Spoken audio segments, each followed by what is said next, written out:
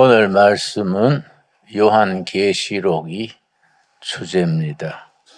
요한계시록을 우리는 어렵다, 이해하기 힘든다, 그렇게 부담을 가집니다만은 차근차근 이해하면은 참 재미가 있고 깊이가 있고 그 속에서 어린 양 예수님을 만나게 됩니다. 요한복음에는 4가지 주제를 분명히 알고 읽어야 합니다. 첫째는 역사를 주장하시는 분은 세상 임금, 대통령, 지도자들이 아니다. 여호와 하나님이 역사를 주관하신다. 첫째입니다. 둘째는 예수가 승리자다. 예수님이 최후의 승리자다. 세 번째는 마지막까지 이기는 자가 영광을 누린다. 그래서 요한계시록에서는 계속해서 이기는 자를 강조합니다. 요한계시록이 쓰여진 때가 AD 90년 전후 로마의 도미티안 황제가 극심한 핍박을 가할 때에 예수 믿는다는 것 때문에 사형장으로 가고 사자밥이 되고 십자가에 달려 죽고 심한 고문을 받고 그런 시절에 마지막까지 이기는 자, 그 신앙에 변절하지 않고 이기는 자가 영광을 받는다. 세 번째입니다. 네 번째는 진정한 종말론, 새하늘과 새 땅이 이루어진다. 우리는 세상에 속해 있습니다마는 지금 하늘과 지금 땅이 거두어지고 새하늘과 새 땅이 재림하시는 예수님과 더불어 새하늘과 새 땅이 이루어진다. 그 비전, 그 확신을 지니고 살아가는 사람들입니다. 먼저 계시록 1장 1절 말씀, 계시록 1장 1절. 예수 그리스도의 계시라. 이 계시란 말이 헬라어에 아주 뜻이 깊습니다. 아포카립시스, 계시라. 아포카립스라는 말은 감추었던 것이 드러난다. 덮여있던 것이 밝혀진다. 예수 그리스도를 통해서 감추어 있던 것이 드러나게 된다. 그래서 예수 그리스도의 아포카립시스, 계시라. 이는 하나님이 그에게 주사 반드시 속히 일어날 일들을 그 종들에게 보이시려고 그의 천사를 그 종 요한에게 보내어 알게 하신 것이라. 요한은 사도 요한 혹은 장로 요한, 요한은 하나님의 말씀과 예수 그리스도의 증거, 곧 자기가 본 것을 증언하였느니라. 이 3절 말씀이 이 요한계시록이 쓰여지고 전해지고 읽을 때의 상황을 설명해 줍니다. 3절. 이 예언의 말씀을 읽는 자와 듣는 자와 그 가운데 기록한 것을 지키는 자가 복이 있다. 읽는 자, 듣는 자란 말이 아주 특별합니다. 이 듣는 자란 말이 왜 들어있느냐? 본래 요한계시록은 낭독용으로 쓰여졌습니다. 사도 요한 혹은 장로 요한이 요한계시록을 쓰면서 요한계시록이 사도 요한이 환상 중에 밤모섬에서 페트모스 아일랜드, 밤모섬, 지금 관광지가 되어 있습니다. 그 반모섬, 페트모스 섬 굴에서 환상 중에서 말을 하면 옆에서 시종 비서가 받아 적었습니다. 그런데 한 장 한 장의 길이가 비슷합니다. 왜냐? 한 번에 읽을 수 있는 길이. 그래서 이제 이 원문을 편지로 7교회 보냈습니다. 각 교회에서 이 편지를 받아가지고 모여서 그걸 듣는 겁니다. 그때는 그때 성도들은 노예도 있고 글 모르는 사람도 많고 하니까 다 읽을 수가 없지요. 그래서 그걸 읽습니다. 읽으면은 노예 생활하는 분, 뭐 종살이 하는 분, 그것은 지금도 그러합니다마는 교인들 중에는 서민들이 많았습니다. 그 사람은 글을 모르는 사람들이 많았지요. 위에서 읽으면 눈을 지그시 감고 듣는 겁니다. 그래서 그 1장, 2장, 3장 그 각 책의 장의 길이가 아주 비슷합니다. 한 번 읽으면 모두 듣고 아멘, 아멘 그렇게 응답하는 겁니다. 그래서 내용이 그 이제 처음 읽을 때 아포칼립시스 크리스투스 모두 귀를 기울이고 듣는 거지요. 그러니까 읽는 자와 듣는 자와 가운데 기록한 것을 지키는 자가 복이 있다. 그러고는 이제 예수님은 어떤 예수님이냐? 요한계시록의 주인공은 당연히 예수 그리스도지요. 그 예수가 어떤 예수냐? 설명을 합니다. 4절입니다.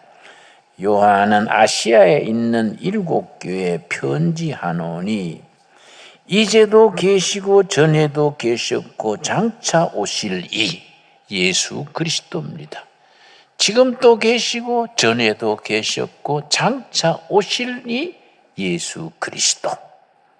그 예수 그리스도께서 보여주신 계시 아포칼립시스를 소아시아에 있는 7교회에 편지로 보내는 겁니다. 그렇게 보내라고 지시를 받아서 기록을 해서 보냅니다. 그런데 그 10절 말씀, 주의 날에 유대인들은 토요일이 안식일이지요.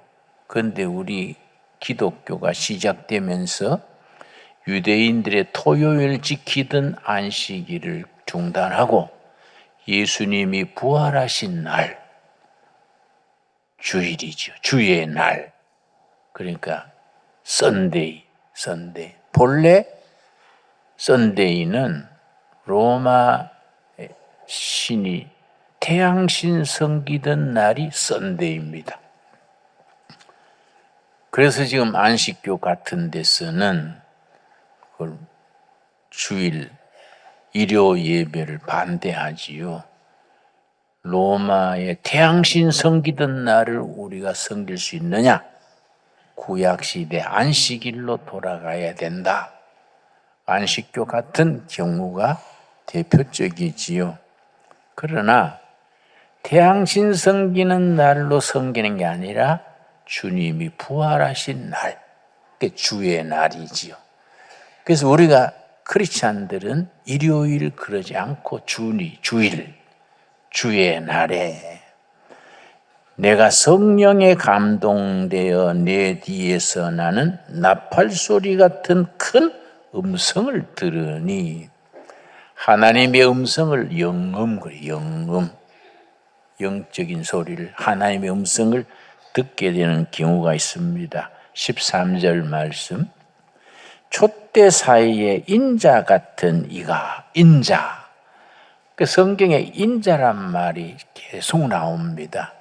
예수님이 스스로 자신을 인자는 그런 말을 했는데 Son of Man, 사람의 아들 그 인자란 말의 의미가 어디서 시작됐는가?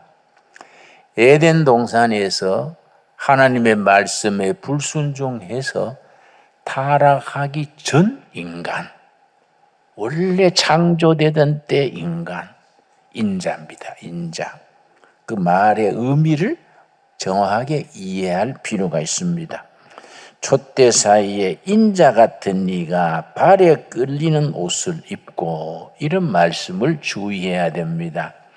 그 당시에 노예나 하층민들은 반주봉 같은 옷을 입고, 평민들은 그냥 무릎까지 오는 옷을 입고, 고관들이, 왕이나 고관들이 아주 땅에 끄이는 옷을 입었습니다. 그러니까 인자께서 발에 끌리는 옷을 입고, 그 다음 뭐라 그랬습니까? 가슴에 금띠를 띠고, 가슴에 금띠를 띠는 것은 왕의 옷입니다. 왕이 입는 옷이지요. 그러니까 왕이신 예수님을 나타내는 겁니다. 금띠를 띠고, 14절. 그의 머리와 털의 희기가 흰 양털을 같고 눈 같으며 그의 눈은 불꽃 같고, 희기가 양털 같다. 순수하신 진리 자체이신 어린 양. 우리가 크리스찬으로서 경건한 삶을 살아가는 기준이 양털같이 흰 어린 양 예수님, 순수한 삶을 산다는 것이 축복입니다. 우리가 나이 들어가면서 느끼는 게 있습니다. 깨끗하게, 겸손하게 사는 것이 축복이다.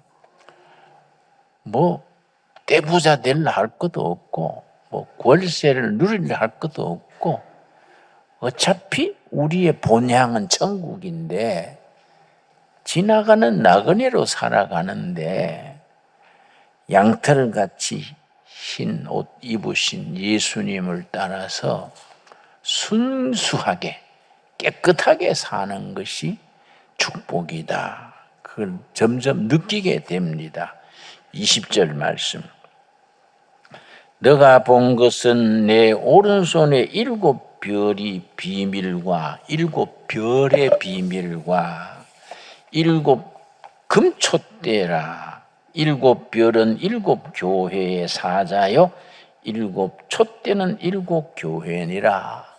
성령께서 요한에게 7 교회에 편지를 보내라 했는데, 그 1장 20절 마지막 절에 우리 주님께서 긴 땅에 끌리는 긴 옷을 입고 금 허리띠를 띠고 양털같이 순결하신 모습으로 오른손에 7 별을 잡았습니다.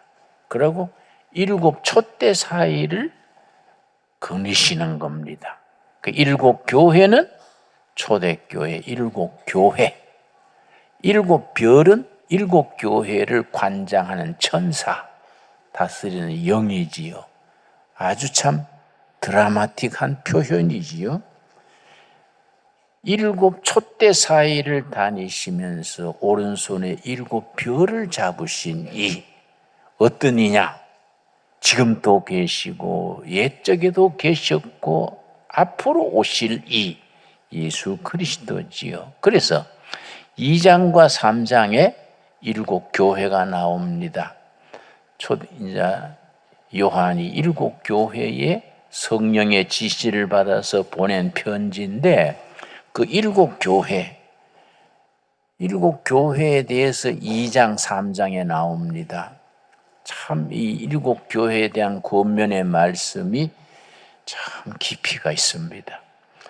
어떤 교회는 칭찬하고 책망하고, 어떤 교회는 칭찬하고, 어떤 교회는 칭찬이 없이 책망만 하고, 그런 교회인데 7 교회에 꼭 같이 나오는 게 2가지입니다.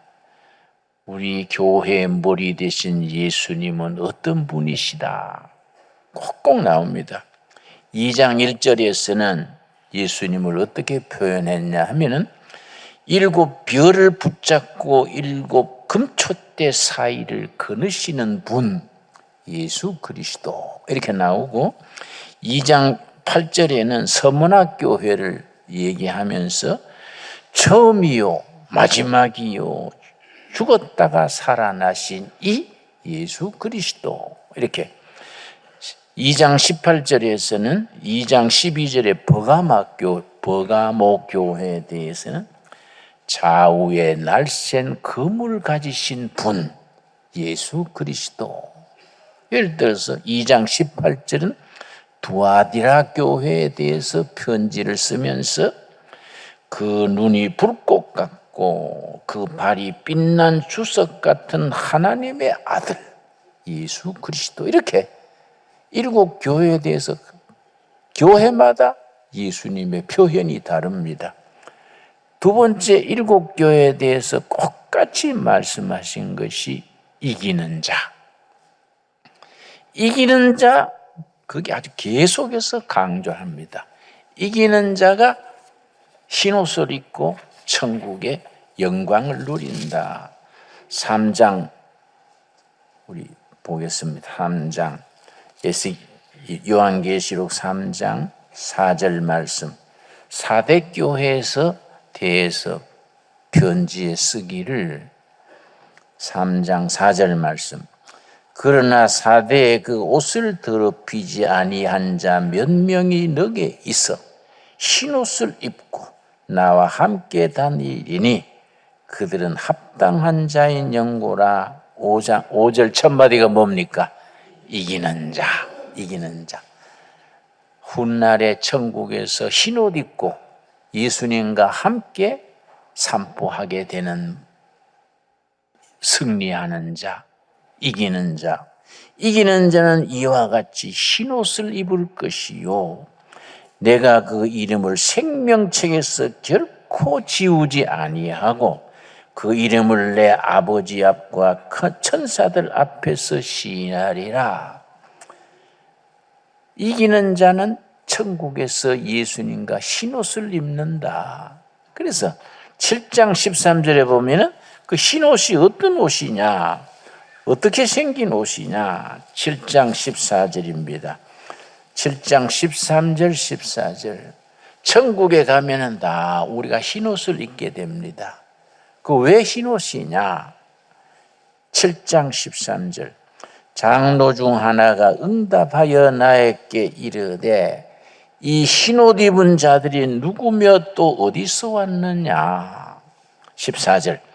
내가 말하기를 내 주여 당신이 아시나이다 하니 그가 나에게 이르되 이는 큰 환난에서 나오는데, 엄청난 핍박에서 쓰인 편지니까 큰 환난에서 나오는 자들인데 어린 양의 피에 그 옷을 씻어 희게 하였느니라.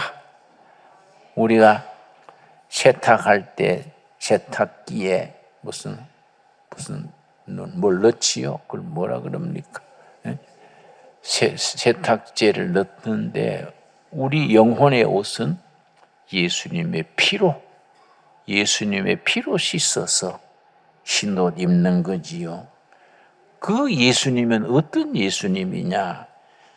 7장 17절입니다. 나는 이 구절 읽을 때마다 은혜 받아요. 7장 17절. 이는 보좌 가운데 계신 어린 양이 그들의 목자가 되사 생명수 샘으로 인도하시고 하나님께서 그들의 눈에서 모든 눈물을 씻어 주실 것이미러라. 눈물 씻어 주시는 예수님, 우리 목자장 되시는 예수님은 이 땅의 눈물과 한과 서름을 다 씻어 주시는 예수님. 내가 정제천에서 빈민촌 선교할 때 하도 힘들어서 몸도 약해지고 너무 지쳐서 아이고 가야겠다. 한여름에 한 40도 넘도록 한여를 앓고 나니까요. 아이고 빈민촌에 더 있다가는 몇 년 못 살고 죽겠다. 응? 살아남아야 하나님 일도 할 거 아니냐. 그래서 집 묶어 놓고 용달차 부르러 밖으로 나갔지요. 그런데 그날 다 동네 아이들이 교회 마당에 막 30-40명 놀고 있어요. 얘들이 날 보고 전도사님 동화해 주시라요. 와, 몰려들어요. 얘들아, 내가 놀아. 내 정신이 없다. 그런데 걔들 보는 데서 그 짐 싸서 갈 수가 있습니까? 그래서 내가 안 되겠다. 방에 들어와서 한 2시간 기다리다가 애들이 흩어진 뒤에 가야지.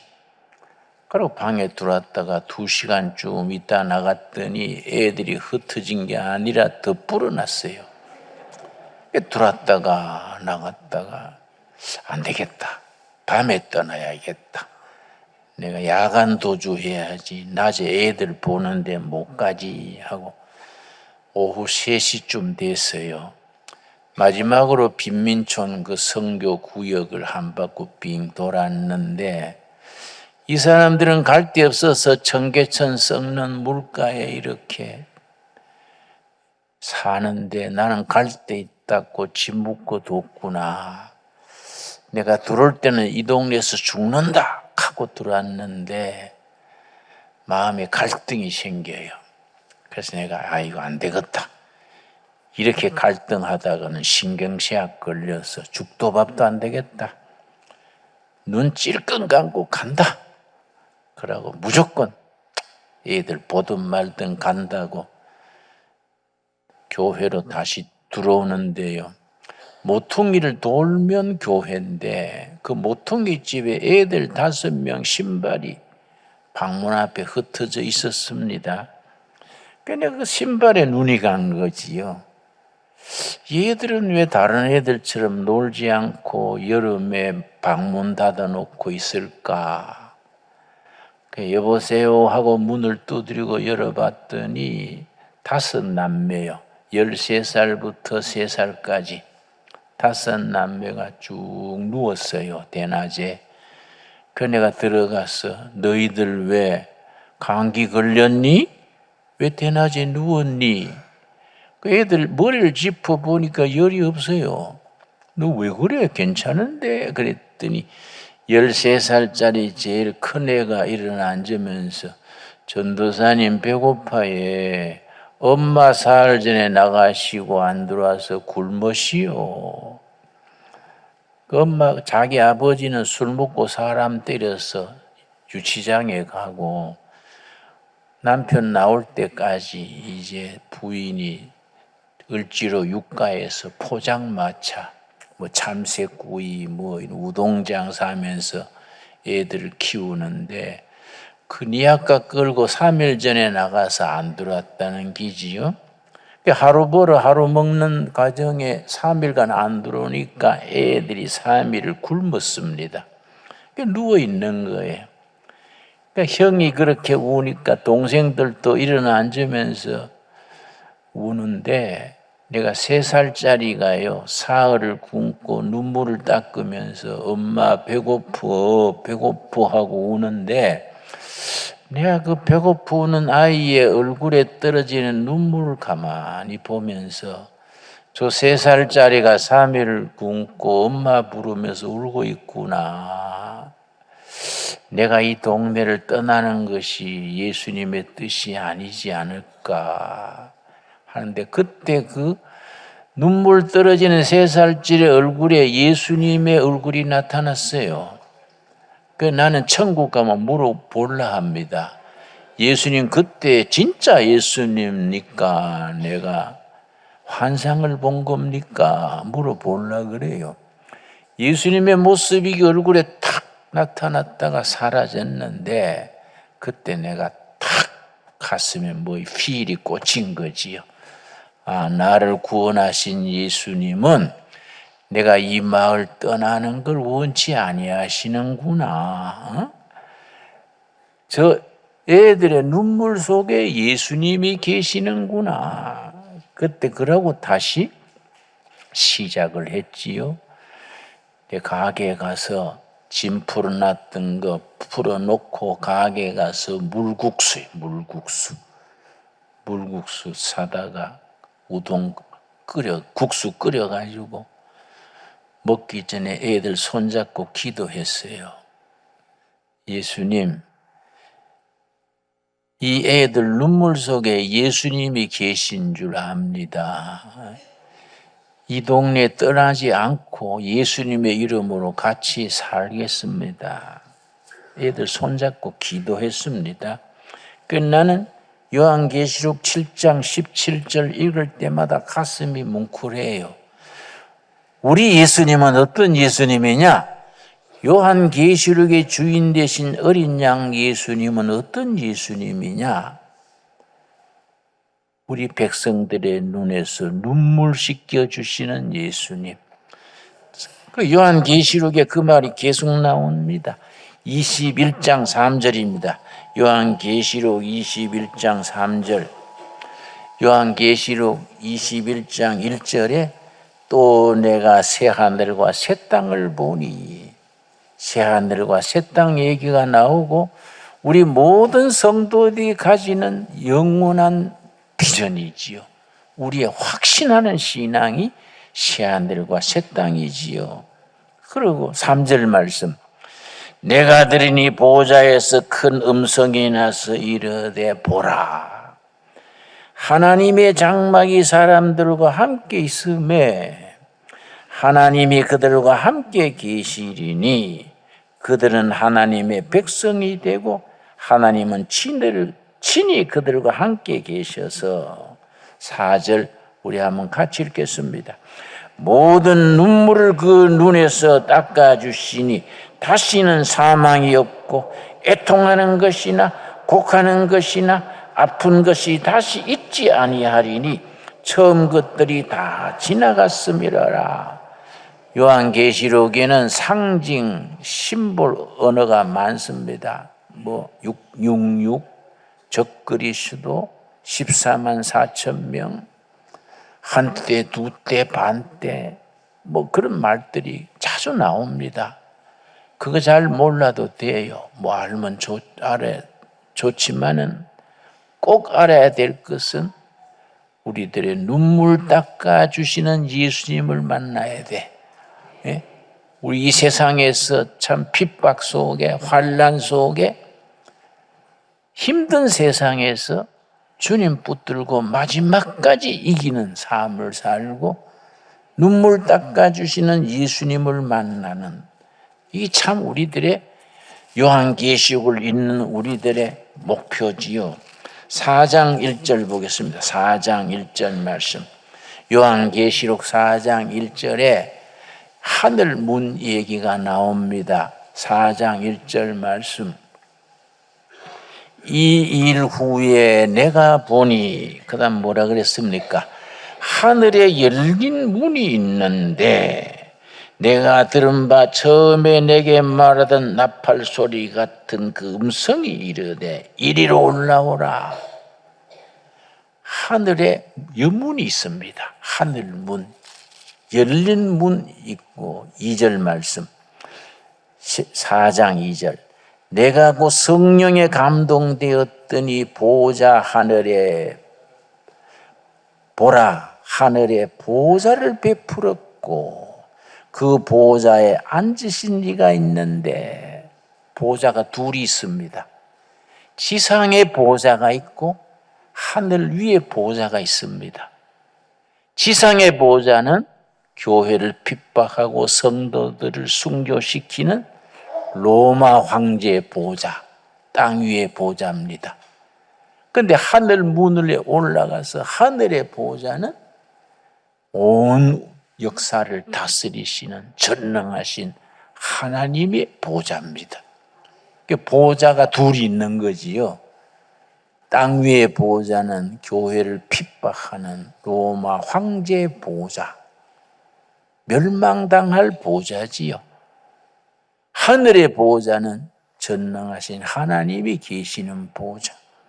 그런데 그 보좌가 주위에 4절 말씀, 또 보좌에 둘러 24 보좌들이 있고 그 보좌들 위에 24 장로들이 흰옷을 입고 머리에 금관을 쓰고 앉았더라. 그 하늘의 보좌 앞에 24개의 보좌가 열둘 두 줄로 있는 겁니다. 열둘은 구약의 12지파,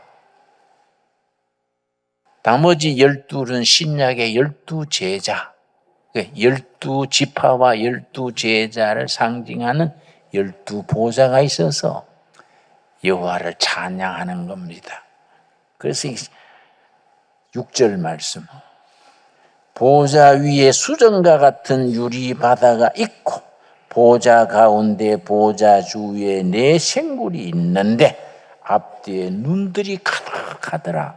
여러분 성경 읽으실 때에 눈들이 가득하다는 말을 읽으면은 뭘 깨달아야 되느냐 하면은 온 천지에 보지 못하는 것이 없으신 하나님, 모든 걸 볼 수 있는 하나님, 눈들이 가득하다.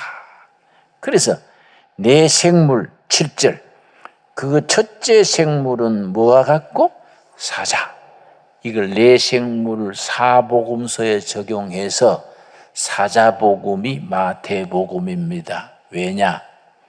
사자는 짐승 중에 왕이지요. 그래서 마태복음은 왕으로 오신 예수님을 중심으로 하니까 마태복음을 사자복음, 왕이신 예수님입니다. 둘째 생물은 송아지 같고 송아지 복음은 마가복음. 소는 평생 일하고 죽어서도 가죽 뼈까지 다 뼈곰탕으로 남기고 꼬리까지 꼬리곰탕 재료가 되지요. 모든 것을 다 바치는 게 송아지 소입니다. 그래서 마가복음을 송아지 소복음, 그래서 섬기러 오신 예수님, 종이신 예수님, 마태복음은 왕이신 예수님, 마가복음은 종이신 예수님. 그 다음 셋째 생물은 뭐와 같다고요? 얼굴이 사람 같고, 그러니까 누가복음이 사람복음입니다. 예수님의 인간성, 인간이신 예수님이 누가복음, 사람의 복음 그럽니다. 그래서 사복음서 중에서 누가복음이 예수님의 그 휴메니티, 인간성에 대해서 가장 강조했고, 예수님이 어릴 때 어떻게 자라셨다, 누가복음 2장에 아주 두 구절이나 그렇게 확실히 쓰고 있습니다. 사람이신 예수. 그 다음 네 번째 생물은 뭡니까? 넷째 생물은 날아가는 독수리 같은데, 독수리는 하늘을 나는 날짐승 중에 왕이니까, 그래서 독수리 복음이 요한복음입니다.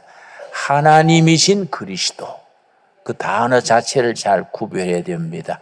누가복음은 사람이신 예수님, 요한복음은 하나님이신 그리스도, 합쳐서 예수 그리스도를 믿는다, 이렇게 말하는 겁니다.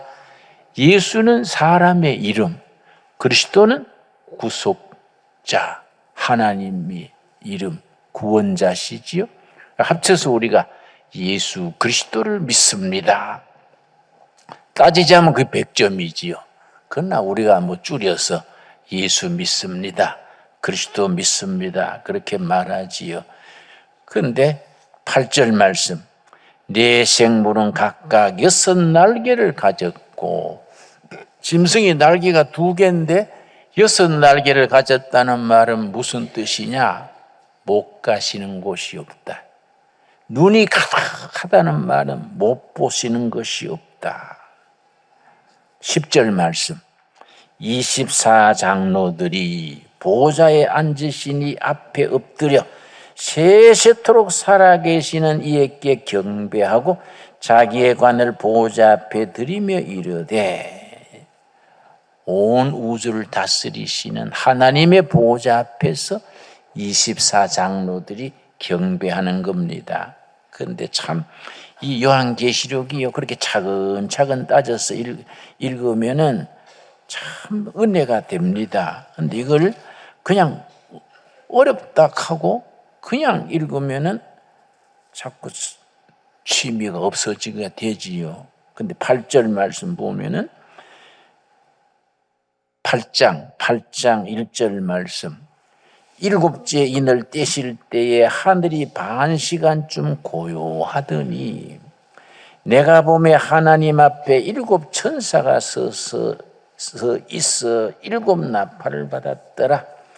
3절 또 다른 천사가 와서 제단 곁에 서서 금향로를 가지고 많은 향을 받았으니, 천사 하나가 향로를 가지고 향을 받는데 그 향이 무슨 향이냐? 이는 모든 성도의 기도와 합하여 보좌 앞 금제단에 들어가자 함이라. 여러분, 우리가 새벽 기도 때 가정 예배 때 기도드리지요? 그 기도가 하늘에 올라가는 겁니다. 우리 기도 드릴 때는 뭐 좀 맹숭맹숭하고 뭐 그렇지만은 이게 다 하늘에 올라가는 거예요. 하늘에 올라가서 천사가 그 기도를 향로에 받는 겁니다. 4절 향년이 성도의 기도와 함께 천사의 손으로부터 하나님 앞으로 올라가는지라. 이런 말씀 읽으면은요 정신이 번쩍 들지요. 야, 우리 기도가 우리가 드릴 때는 별거 아닌 것 같아도 이 전부 하늘에 올라가 가지고 천사가 하늘을 향로에 받아 가지고 하나님 앞에 올리는구나. 참 귀한 말씀이지요. 근데 우리가 이런 말씀을 깊이 생각해야 됩니다. 이 땅에서 핍박받고 억울한 일 당하고 한을 품은 사람들이 순교당하고 뭐 한을 품고 죽는 경우가 많지요. 그래서 6장 10절입니다. 6장 10절 하나님 앞에서 그렇게 순교당한 영혼들이 고난에서 마지막까지 이기고 천국에 간 성도들이 하나님 보호자 앞에 하소연하는 겁니다. 6장 10절입니다. 큰 소리로 불러 이르되 거룩하고 참되신 대주제여, 땅에 거하는 자들을 심판하여 우리 피를 갚아주지 아니하시기를 어느 때까지 하시려나이까. 우리 식으로 말하면은 세상에서 한많은 인생 한을 언제 풀어주실랍니까? 한국 사람들은 한많은 백성 아닙니까? 한많은 청춘, 한많은 인생. 그 사정 가정 들어보면요 우리가 한을 쌓고 살아온 겁니다. 그래서 일본 말에 영어에는 한이란 말이 없습니다. 독일어도 그렇고요. 그래서 우리 한글에 한을 영어로 번역할 때는 그 단어가 없어서 HAN 한을 그냥 번역해요. 독일어도 그렇고요. 그 한많은 인생, 한많은 청춘, 한 글자가 없어요. 외국 영어나 독일어에는. 근데 우리는 참 한많은 역사를 살아왔지 않습니까? 그 한을 쌓고 우리 할머니, 어머니들이 쌓은 한이 뭐 기막히지요. 그 하나님 보호자 앞에서 세상에서 쌓은 우리에게 원한 한을 언제 풀어주실랍니까? 뭐라 그랬습니까? 11절 말씀. 각각 그들에게 흰 두루마기를 주시며, 흰 두루마기는 앞에서 읽었지요? 이르시되 아직 잠시 동안 쉬되 좀 기다려라, 쉬어라. 그들의 동무들, 종들과 형제들도 자기처럼 죽임을 당하여 그 수가 차기까지 하라 하시더라. 하나님께서 티오가 있어. 지상에서 순교하고 고난을 마지막까지 이기는 사람들의 티오가 정해져 있는데, 요즘 교인들이 게을러가지고 편하게 사느라고 숫자가 덜 찼다. 숫자가 찰 때까지 기다려라. 숫자가 차면은 다 그걸 갚아준다. 기맥힌 말이지요. 특별히 우리 북한 성도들을 위해서 기도해야 됩니다.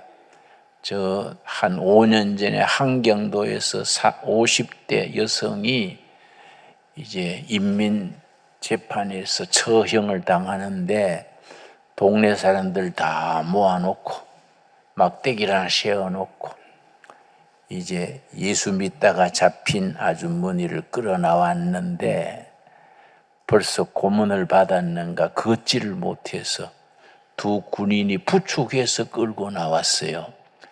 막대기에다가 이렇게 묶어놓고 눈을 가려고 이제 총살하기 전에 이 부인이 뭐라 했냐면, 여러분 예수 믿으시라요.